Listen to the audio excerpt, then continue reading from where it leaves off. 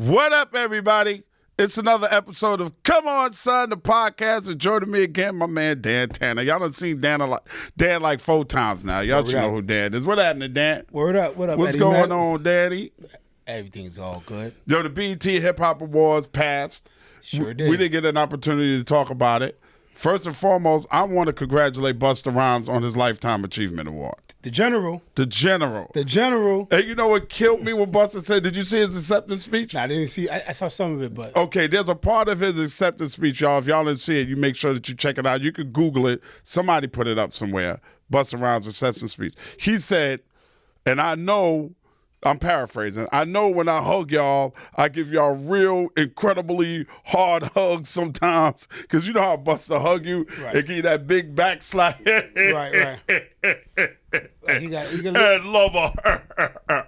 He says, because I love you, and I want you to know that I love you, and I want you to know that I care about you. And I thought, yo, that's so dope, man. Because he owned up to it. Listen, you know, Busta's been a real guy from day one. He has not changed. He's been the same guy.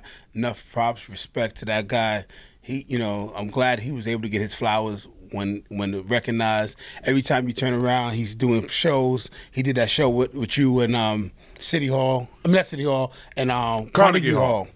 And, shout out to Busta, the General. Congratulations. Busta Rhymes at Carnegie Hall was amazing because he rocked with the orchestra. He gave Spliff Star his props. He said Spliff Star was his dude. Yo. He said he's his best friend. He'd been rocking with Spliff Star. He even went through a little bit of his history with leaders of the new school. Yep. And he talked about his children, all 6 of his children. And he talked about his children and how when he got thrown out of leaders of the new school, which something that I wasn't really clear on. Right. I knew they had broken up, but I did not know that leaders of the new school put him out. I didn't know that either, but when I heard that, I was like, I know they regret that now. Hell yeah, they regret that now. They regret that now. Because I believe it's only been one time within the last 10 years that they've performed together. Maybe we should get them together for one music fest. That would be incredible. That would be a tough job for Busta, but it would be incredible. But they're all on good terms. That's what I'm saying. Maybe we can get them, For one music fest happening in Atlanta in October, where I'm curating a stage for the 50th of anniversary of hip hop. As we get closer to the dates, I'll give you guys more information of it. But that's something that I did not know. I knew that the breakup was initiated on an episode of Yo MTV Raps with Fab Five Freddy. Didn't know that either. Yeah, and it's there. You can see it because Fab was asking them about their future. You can see that Brown had like an attitude, Charlie Brown, and he was like, I'm just about to do what's best for Charlie Brown. And then they kind of huddled off in the corner. And after that, when they came back and continued to do the show, that was the end of Lisa New School. I want to say, I think I saw that on, what was that hip hop show that was on VH1 when like he had a segment, Fat Joe had a segment, and they were talking about that. I think that's when he kind of broke that story about getting kicked out. Yeah. I think that's what that was. Either BET or VH1. Which is incredible because I don't know why. We all felt like there was some jealousy there. After scenario, Busta kind of broke out crazy and everybody was after him a lot for features. Yeah. So I think there was some jealousy there. I mean, I think also because Charlie kind of put the group together. I think it was Charlie and what was my man's name? Milo, who kind of was the group first, and then they added Busta because Busta wound up moving to Long Island from Brooklyn, and then that's in school when they were battling. He said they became, instead of just battling against each other, they wound up putting the group together. Well, Busta went to school with Jay-Z for a period of time too. Yeah. So they used they used to have the battles in the lunchroom. He said the untold story, the untold video. God, I wish they had video of some of this stuff back in them days, man.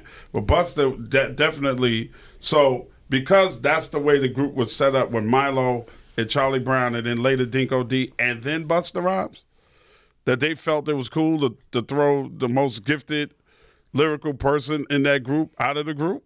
Right. Did you know? Matter of fact, while we talking about Busta, do you know how Busta got his name? Chuck D.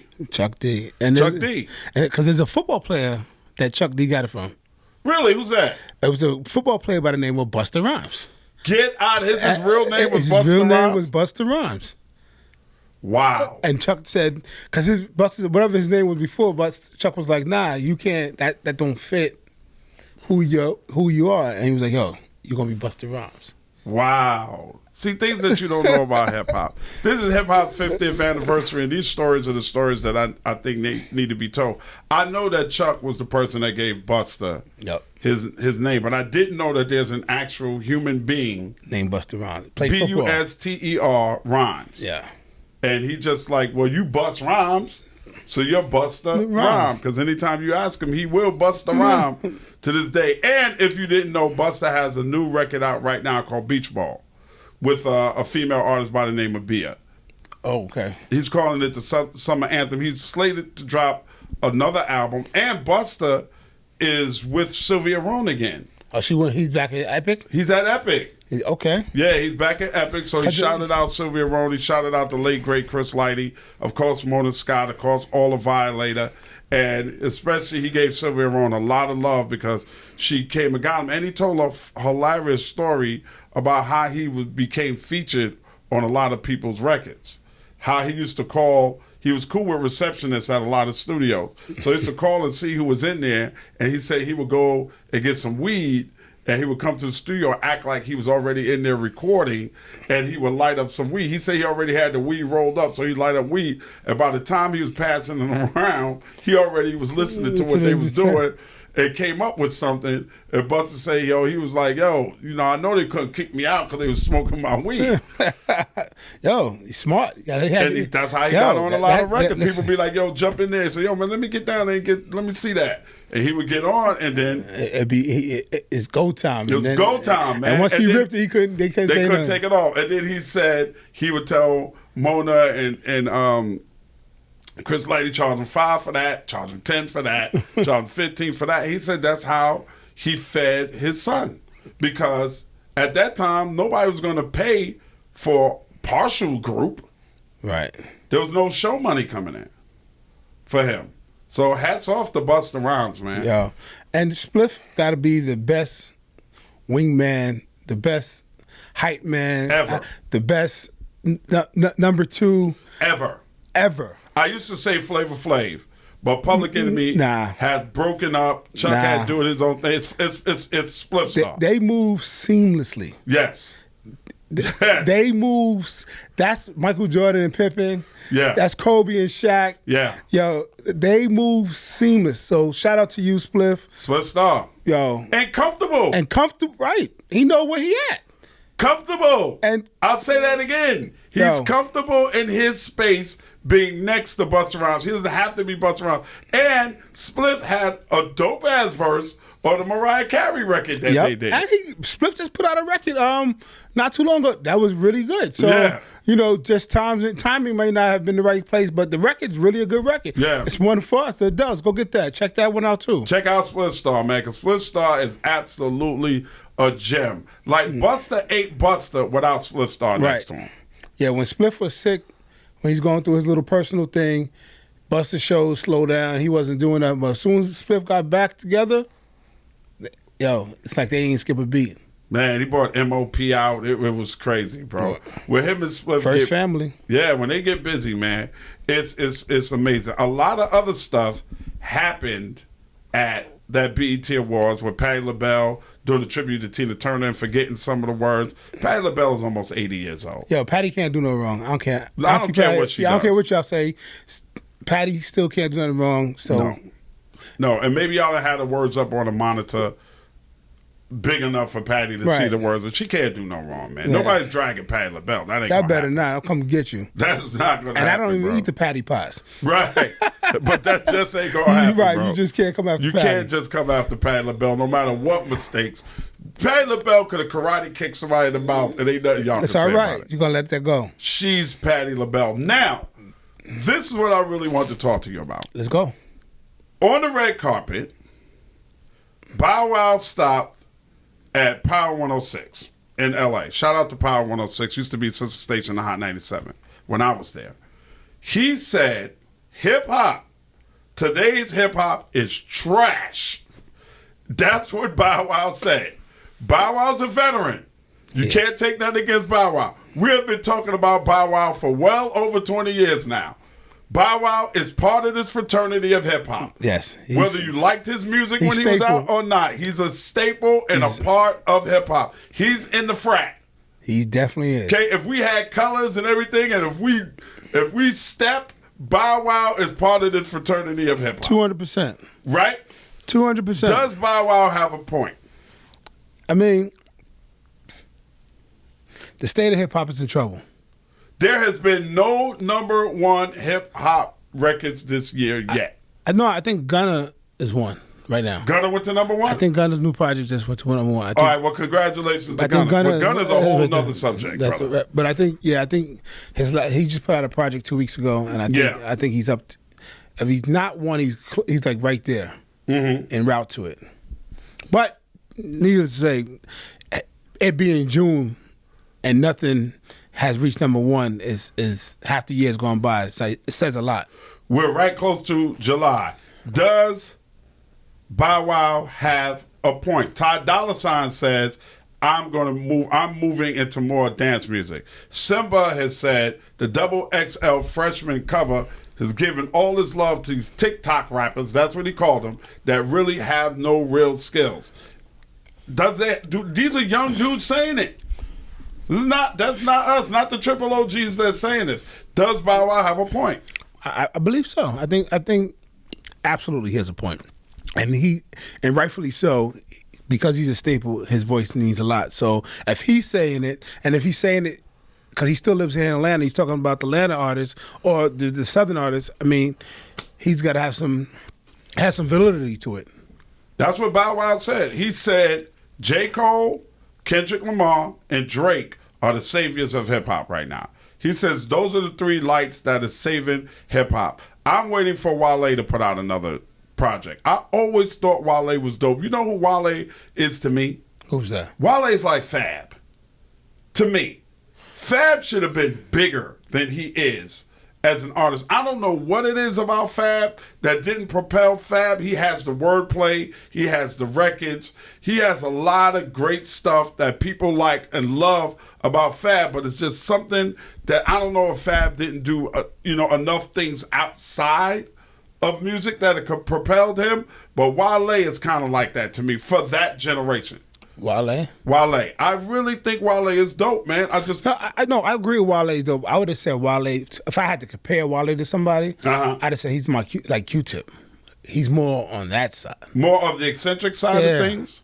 Yeah, because he got the ladies. I mean, ladies love him, and he got that. He got that real earthy type of vibe. Like he's on that side.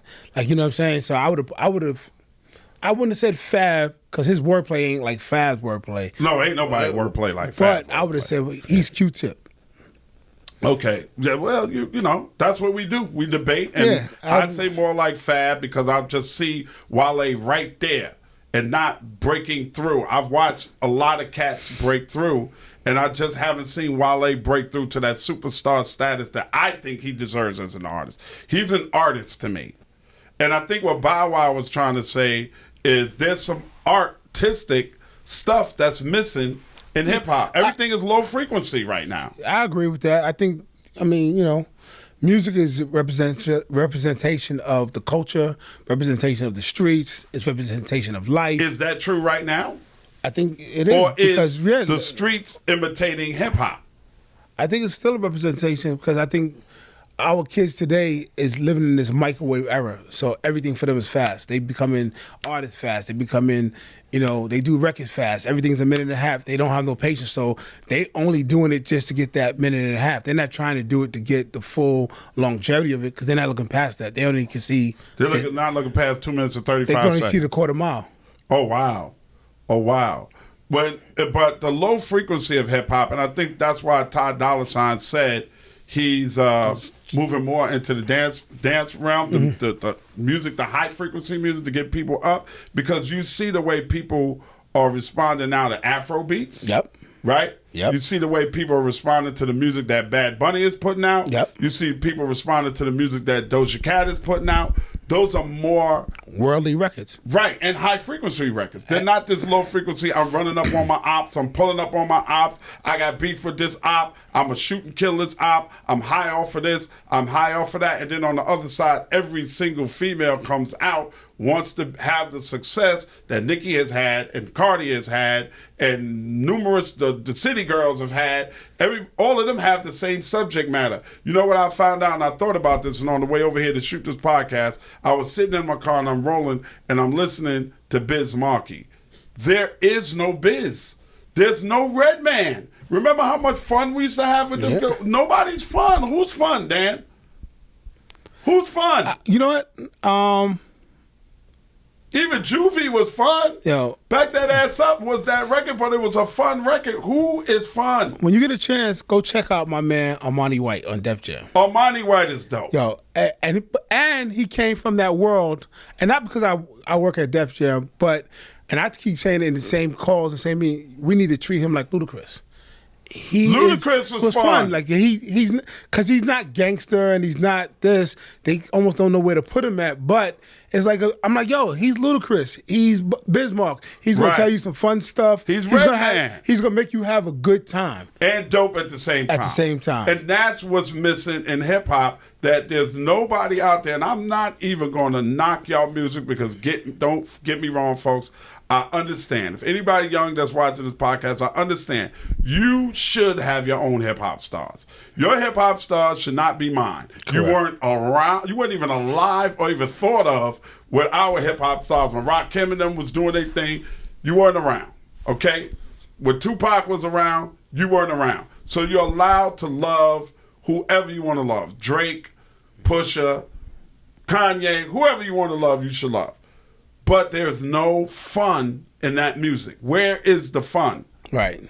I heard somebody say the low frequency music causes people to sit around in groups of their own people, not meeting other people outside of their people, not the spots you and I go to, Right. but the hookah spots that they go to, and you're enjoying yourself with your people, but you're sitting there watching other people smoke hookah. So Right. if nobody's up and nobody's moving and nobody's having a good time. But yeah, I wonder if that's a combination of just the music, The music a big part of it. but then or the fact that every club has changed and got rid of the dance floor and made it all about sections so they can sell the real estate and make the money. So now there's no room to have the fun. You know what I'm saying? So because if there's no dance floor, everybody got to have their own section, and they're in a big party in their own world. Right. You know, I've always said the worst thing that ever happened to clubs is bottle service. I've always said it's the worst. I saw this coming, bro. I saw this. You and I can rattle off clubs in Atlanta, where we're shooting from, clubs in New York, clubs in Houston. We could rattle off clubs and spaces that we used to go to where we had a great time and there was always somebody dancing. I used to host live broadcasts on the radio from a club like that called Babalu's in New York. Right, but that's what I'm saying. But I don't know if it's I don't know if it's the bottle service or it's just the section, because at one point The bottle bottles was service cool.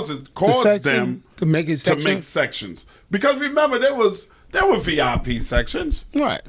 but you still had non-VIP sections where people used to be able to get up and dance.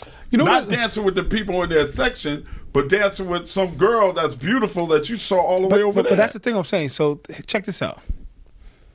When we used to go to the Tunnel or we used to go to Palladium, if you saw a girl you liked, you definitely walked over to go dance. Do the kids today even walk over to go dance, or they just strictly? What are they doing? Let me have your number. You beautiful. What's up? Or they talk.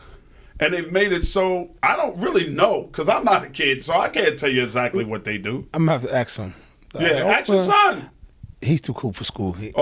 I'm gonna have to ask somebody else. He's different, right? Yeah. He's That built guy's different. That guy's different. So, but I wonder, because then if that's not the case, then It's like my son. My son is in Tallahassee, getting ready to move to Atlanta and live with me. And he's a bartender in Tallahassee. So he sees college, which is totally different. He's going to be in for a culture shock when he gets here. I gotta make sure he's at a good bar so we get some good drinks. Tell him to hit me up. We'll get your job. We gotta quick, start right? here. We're gonna find you the right job. Yeah, right get you over there, whiskey mistress or something, right? Right. We can hook us all up. Yeah, no doubt about that. But you know, it's just a totally different thing. But I think that goes back to what we're talking about, the music, and what Bow Wow was saying about hip hop, and what Ty Dolla $ign was saying about hip hop, and what Simba was saying about hip hop. The low frequency causes people to not really get up and move the way that they used to move. And I just think there's no fun in it. Facts. I don't see the fun. Nah. You know, we called Biz Markie the court jester of hip hop, and he reveled in it. And then Ludacris came, and then Redman came. Redman's videos were hilarious, and Ludacris, I feel like a midget hanging from my necklace, and he had a little, you know, he had mini-me hanging from a necklace on his chain. That was funny. Luda was dope, but Luda also had rhymes though. Yeah. Yo, Luda could. Whew. But think about how the progression happened in hip hop from the simple rhymes of Biz Markie to the more complicated rhymes of Superman Lover and all of that other stuff that Redman did, and then to Ludacris and beyond. It was fun. And I mean, even if you look at Humpty Dance and Joe Ski Love and so on and so on. And my man Skilo. I wish I was a little bit taller. I wish I was a baller. That was fun. And what's some Far Side? Far Side was fun. Far Side was fun. She keeps on passing me by, and all the other records that they had. Right. You know what I mean? So even what you were saying with Digital Underground, right? Do What You Like. The Humpty Dance. Humpty Dance is amazing. Yep. They were fun groups. Even to a point, as sexual as he was, Luke was a lot of fun. Yes. When me and Dre did Back Up Off Me, that's the feel that we were trying to capture. That fun of the old school type of rhymes. That's why we bit everybody's rhymes throughout the whole song. And the fun video. We trying to capture the fun element of hip hop, because where's that element right now? Who is that coming from? Yeah. I mean, it's very important. Maybe we need to. Bow Wow got a point. A very valid, serious point, because his music was fun. I mean, Criss Cross was fun. Yeah. Another Bad Creation was fun. The Brat was fun. Brat was fun. Congratulations to the Brat too on her new baby. Yeah, she had the baby? Yeah, she's, I think, because I know she's off this nation, so she's like. Oh, so she almost there. She's like right. Yeah, okay, congratulations to the Brat. Yeah. But the Brat was fun. Brat was a lot of fun. Brat was fun. I had Brat perform when I was opening for hip hop, and made Jermaine stand there and watch her. That's how Brat got on. Yeah, even her record with the B-side with Biggie. Yeah. Classic. Come on, record. bro. Even Big had fun, bro. Yeah, right. Even Big had fun. If you listening to Big singing Player Hater, I mean, he had fun. Within the realm of what he was doing, he had fun. We had fun. We had artists that had fun, bro. Even in his gangster rap, Storytell was still still hilarious. It still was funny. Yeah, it's still hilarious. And the other one too, when the guys was sitting at the end, wait in the Range Rover. Yeah. So he still had an element of fun to it. Yeah, today's agenda got the suitcase of the century. Yeah, absolutely, man.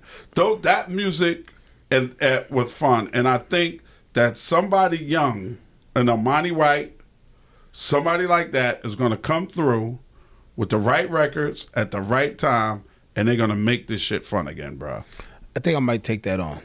They're going to make this shit. Finding somebody like that? Nah. I think maybe we should just create a space where those young artists can come and just have fun, and maybe we'll change their vibration. Maybe we need to lead them and show them. I am definitely with it, bro. Show them what that looks like. That there can be an other side of hip hop and have some success and have fun. And you don't have to be sliding up on your ops. Right. You don't have, because that beef is getting people killed. Right. This is not jokey joke beef no more. Nah, it's yeah, we gotta take it back to the good times. That's why even with Diddy's new record might be the summer anthem. Act Bad. That's a fun record. Yeah, listen. That record came on when we was in LA at the Capitol party. Uh-huh. The whole place went nuts. I was like, oh, he might got one. He got one. He might have one. Good for him. Yeah, no, listen, but it'd be crazy. A 55-year-old man had to bring fun back. Who else? I mean, That's our point. That's the point of what we're talking about right now. Is bringing back the fun. that's what King Combs is supposed to be.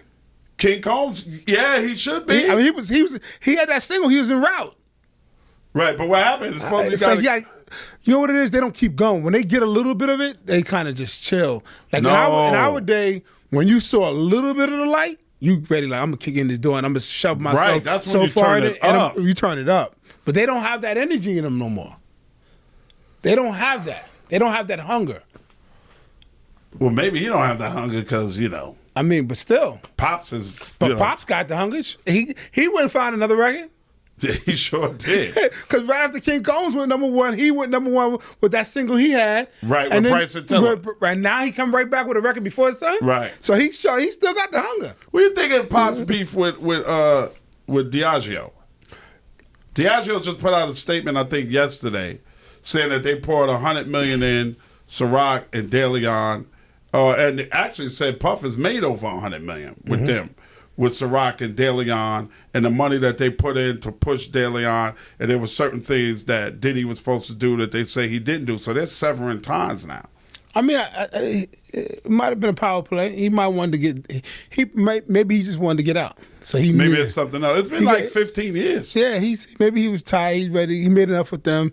He's probably figured it all out, and he's probably gonna go independent from this point forward. And probably with something else. No, he probably. I mean, at this Ciroc point, belongs to them.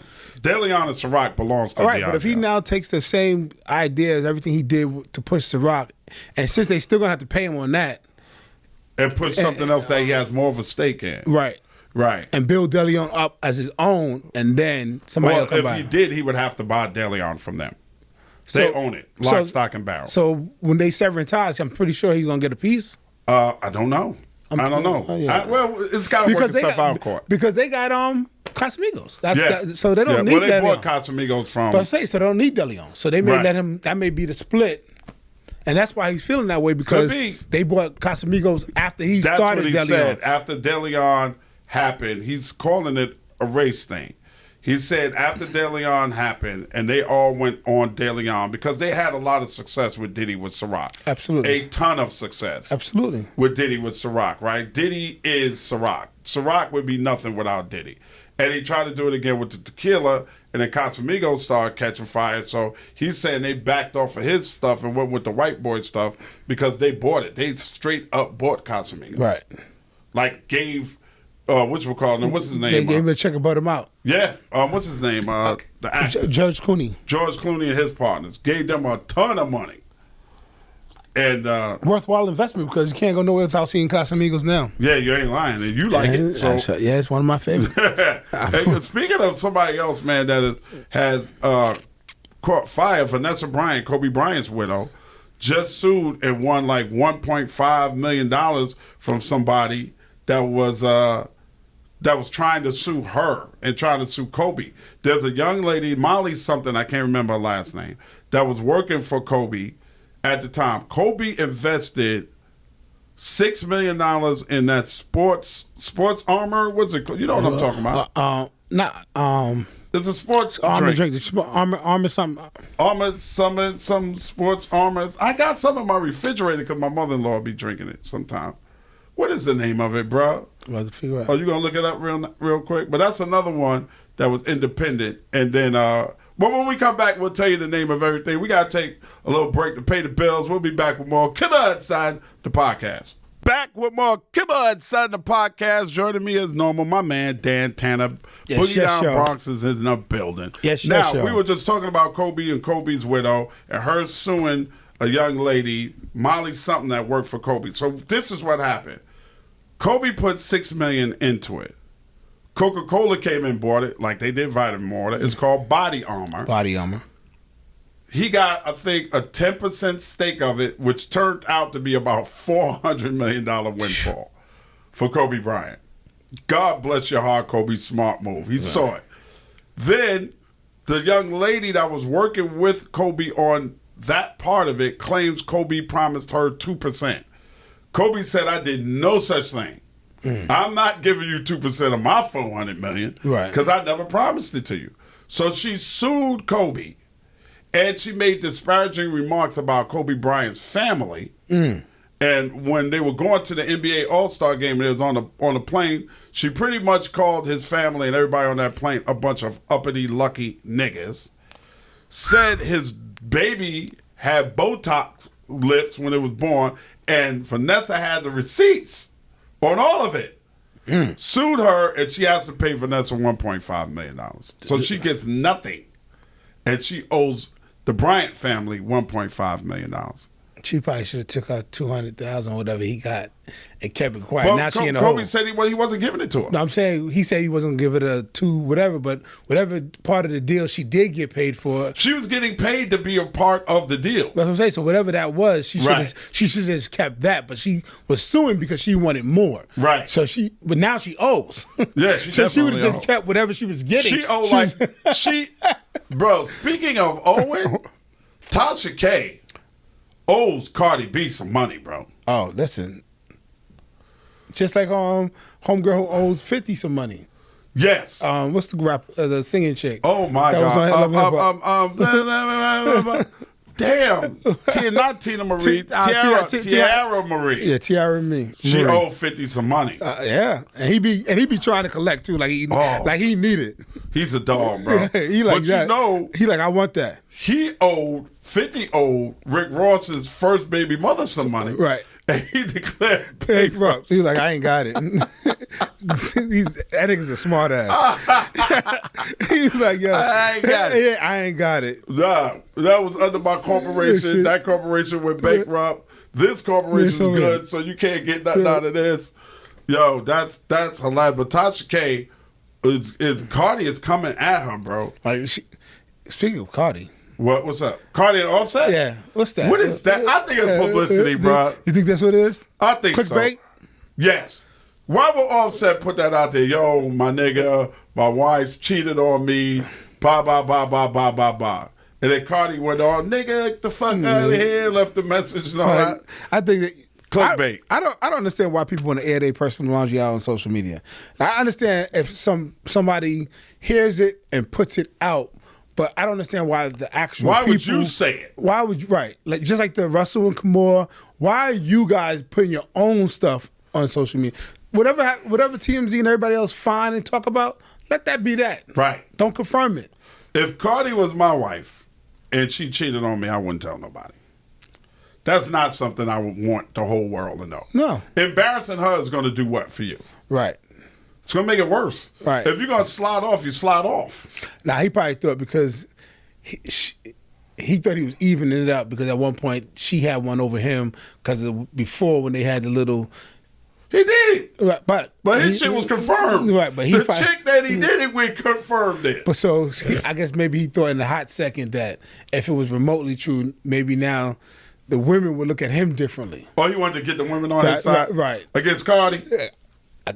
I don't know him, so maybe I'm thinking that because otherwise, why would you put your?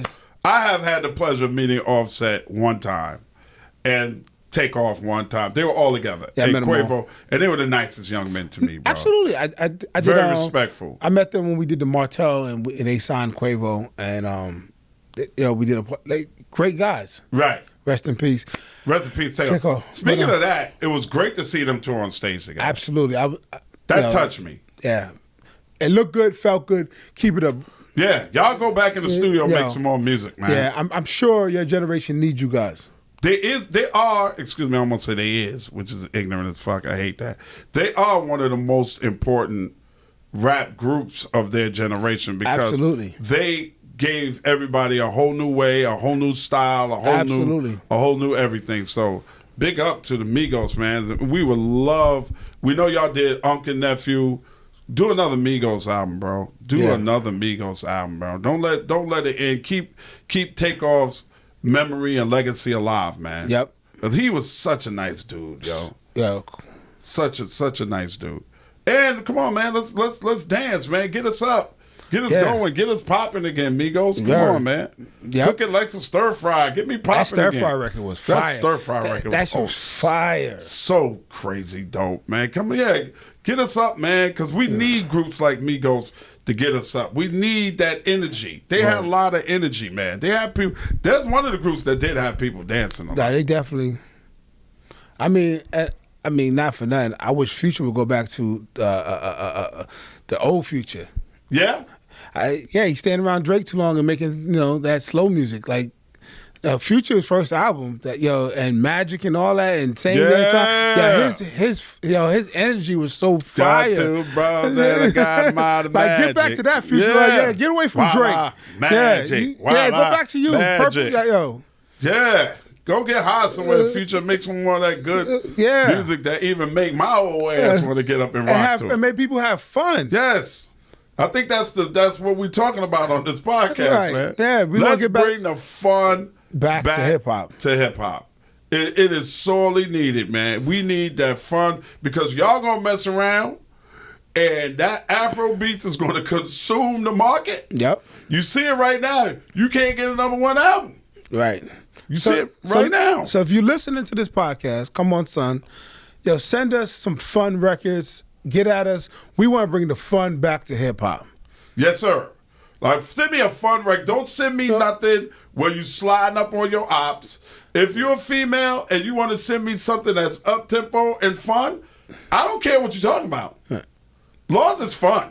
Yeah, let's have some fun. Send it to us, man. EdLoverExperience@gmail.com. There you go. EdLoverExperience@gmail.com. Okay? Fun records. Now, I know I'm from New York.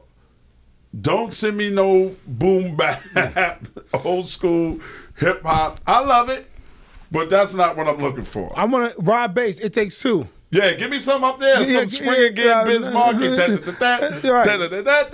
look. Y'all know the samples. Go find them old records and redo them records, man. That's what Amani's doing. That's why I said he's fun. Yes. Go check him out. But also, where's the new Nice and Smooth? Right. Greg Nice made you have fun. Right. Dizzy Gillespie played the sax. Never did, but still, it was dope. Right. Now, where the fun records at? Come on, y'all. This generation has it in them. Let's raise the energy of music. Let's raise the frequency on the hip hop, and let's have people jumping up and down having fun again, because y'all are leaving the door wide open for other artists to come through, and they're going to take it, and when they take it, nobody want to hear you complaining and crying about it. Right. So let's bring the fun back. EdLoverExperience@gmail.com. EdLoverExperience@gmail.com. We got connects in the music business. Don't get us twisted. We got connects. If you got the right records, we could get you into the right hands. EdLoverExperience@gmail.com. This is something that I shied away from for a long time. I was not listening to people's music because it wasn't good. Right. People say, yo, Ed, I know you know people. And I'm like, hell yeah, I know people. But I'm not going to go out of my way to go and embarrass myself with this terrible music. Right.